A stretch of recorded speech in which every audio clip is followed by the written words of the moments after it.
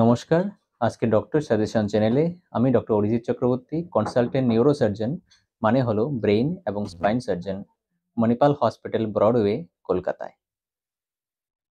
আজ আমরা কথা বলবো ব্রেন স্ট্রোক বা সেরিব্রাল স্ট্রোক নিয়ে। স্ট্রোকের কি লক্ষণ, আমরা কি উপসর্গ দেখে বুঝতে পারবো যে স্ট্রোক হওয়ার প্রবণতা বাড়ছে বা স্ট্রোক হচ্ছে।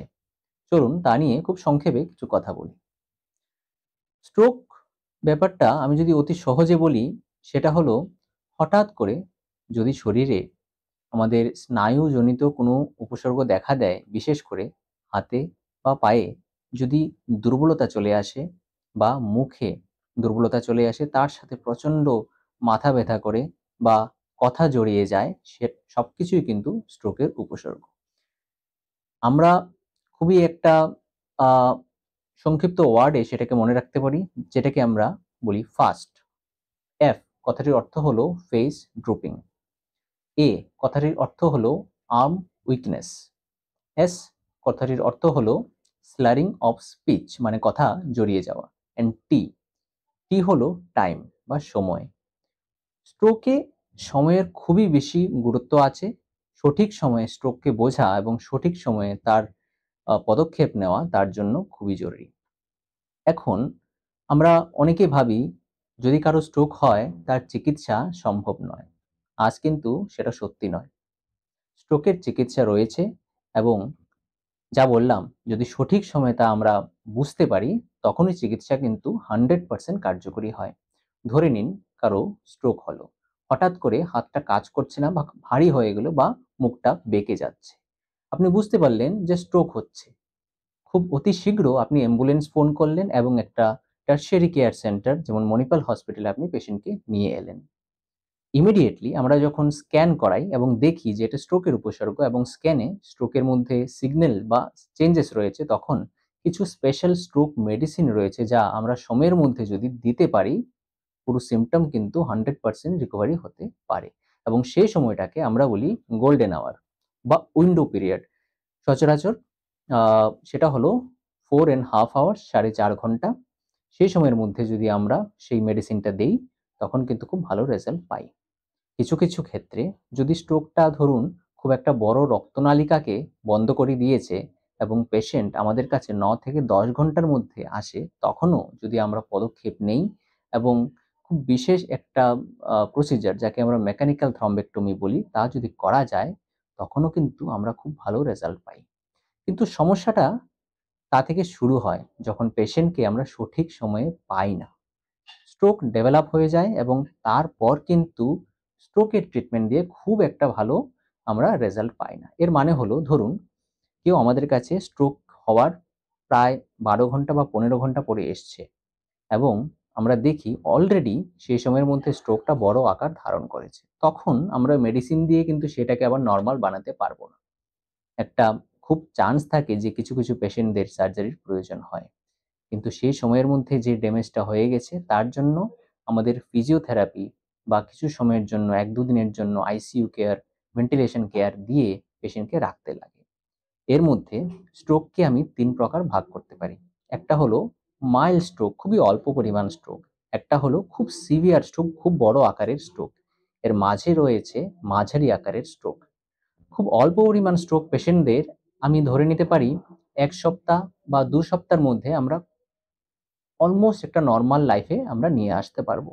কিন্তু যাদের খুব সিভিয়ার স্ট্রোক, খুব বড় আকারের স্ট্রোক হয়, তাদেরই আমরা দেখি যে অনেকদিন হসপিটালাইজেশন, ভেন্টিলেশন, আইসিইউ বা অন্য অন্য যে সমস্যাগুলি রয়েছে তা একসাথে দেখা দেয়। সেই সকল পেশেন্টদের স্ট্রোকের জন্য একটা মাল্টিডিসিপ্লিনারি কেয়ার, এগ্রেসিভ ফিজিওথেরাপি বা রিহ্যাবিলিটেশন প্রয়োজন হয়। কিন্তু বেশিরভাগ পেশেন্ট যা আমরা দেখি তা হলো মাঝারি আকারের স্ট্রোক। যদি সময় মতো আসে, আমরা ট্রিটমেন্ট শুরু করতে পারি এবং একটা ভালো ফিজিওথেরাপি নিয়ে আপনি ধরে নিন 3 সপ্তাহ বা 4 সপ্তাহ সময়ের মধ্যে কিন্তু অনেকটাই রিকভারি সম্ভব। তাই স্ট্রোক নিয়ে বা তার চিকিৎসা নিয়ে অবহেলা করা একদমই ঠিক নয়। এখন যেটা নিয়ে আমি খুব সংক্ষেপে বলছিলাম, ধরুন স্ট্রোক হয়ে গেল। এখন তারপর কিভাবে আপনি স্বাভাবিক জীবনে ফিরতে পারবেন বা কি আপনি খাওয়া-দাওয়ায় বা আমাদের দৈনন্দিন জীবনে কিছু পরিবর্তন আনতে পারবেন, যে ভবিষ্যতে কোনো স্ট্রোক বা একই ধরনের সমস্যা আপনার না ফেস করতে লাগে। ১ নম্বর যেটা হলো সেটা হলো ফিজিওথেরাপি বা রিহ্যাবিলিটেশন। যখনই স্ট্রোক হয় সেটা ব্রেনের খুব একটা ছোট বা বড় জায়গাকে ড্যামেজ করে দেয়। সেই জায়গাটা কিন্তু কখনো আবার নরমাল অবস্থায় ফিরে আসে না। কিন্তু তার চারপাশে যে আমাদের স্নায়ুগুলো রয়েছে ব্রেনের মধ্যে, সেগুলো ড্যামেজ হয়ে যাওয়া জায়গাটাকে কিছু সাহায্য করে। সেই জিনিসটাকে আমরা বলি নিউরোপ্লাস্টিসিটি, এবং সেই জিনিসটা ইয়াং পেশেন্টদের মধ্যে একটু ভালো হয়, যারা একটু বয়স্ক তাদের মধ্যে একটু স্লো হয়, এবং সেই জিনিসটাকে বাড়াতে বা দ্রুত গতিতে এগিয়ে নিতে আমাদের রিহ্যাবিলিটেশন বা ফিজিওথেরাপি খুবই গুরুত্বপূর্ণ। তার সাথে রয়েছে ভালো খাওয়া-দাওয়া, নিউট্রিশন, ভিটামিনস খুবই জরুরি। আমি আ এটা নিশ্চয়ই বলব যে আমাদের আজ যে টেকনোলজিক্যাল অ্যাভেইলেবিলিটি রয়েছে তা দিয়ে আমরা খুব অতি সহজেই কিন্তু আমাদের খাওয়া ডায়েট সেগুলি আমরা ডিসাইড করতে পারি। স্ট্রোকে সাধারণত এমন কিছু করাই আমাদের চলবে না যা আমাদের স্বাস্থ্যকে খুব খারাপভাবে এফেক্ট করে। ধরে নিন স্মোকিং, খুব খারাপ জিনিস যেটা আমাদের শরীরের সমস্ত সিস্টেমকে খারাপ করে দেয়। অ্যালকোহল কনজাম্পশন বা খুব অল্প পরিমাণে বা খুব অতিরিক্ত মাত্রায় খাওয়া-দাওয়া করা, ইভেন জল খাওয়া। কোনটাই কিন্তু খুব অল্প বা বেশি পরিমাণে করা ঠিক নয়। আপনি একটা নরমাল ব্যালেন্সড ডায়েট মেইনটেইন করবেন, নরমাল এক্সারসাইজ দৈনন্দিন জীবনে বজায় রাখবেন, যে খাওয়া-দাওয়া করবেন তাতে নিউট্রিশন এর পরিমাণটা যাতে বজায় থাকে সেটা লক্ষ্য করবেন। এবং আমি আরেকটা জিনিস খুব স্ট্রংলি রিকমেন্ড করব, যদি কারো খুব মাইল্ড স্ট্রোকও হয়ে থাকে আপনি একজন প্রফেশনাল বা ডায়েটিশিয়ানকে কনসাল্ট নিশ্চয়ই করবেন। তার পরামর্শ অনুযায়ী আমি বলব যে আপনি আপনার ডায়েটকে চেঞ্জ করবেন। তাহলে আপনার কিন্তু একই ধরনের সমস্যা ভবিষ্যতে আবার ফেস করতে হবে না। আ সবার লাস্টে আমি একটা কথা বলব যে আমাদের একটা অভ্যেস হয়ে গেছে অনেকেরই, যে যখনই আমাদের মাথা ব্যাথা হয় বা ছোট-মোটো কোনো সমস্যা আমরা দেখি, ফার্স্ট অফ অল আমরা বুঝি না যে এটা থেকে স্ট্রোক হতে পারে বা আমার কিছু একটা সিরিয়াস প্রবলেম হতে পারে, এবং আমরা চলে যাই ওভার দ্য কাউন্টার মেডিসিন নিতে। সেটা কিন্তু একদমই ঠিক নয়। আমরা দেখি যেহেতু টেকনোলজি সবার কাছে চলে এসছে, আমরা মোবাইল সার্চ করে ওষুধ কিনতে চলে যাই ওভার দ্য কাউন্টার মেডিসিন নিতে। যখনই মাথা ব্যথা হয় বা ছোট-মোটো উপসর্গ দেখা দেয়, সেটা কিন্তু একদমই ঠিক নয়।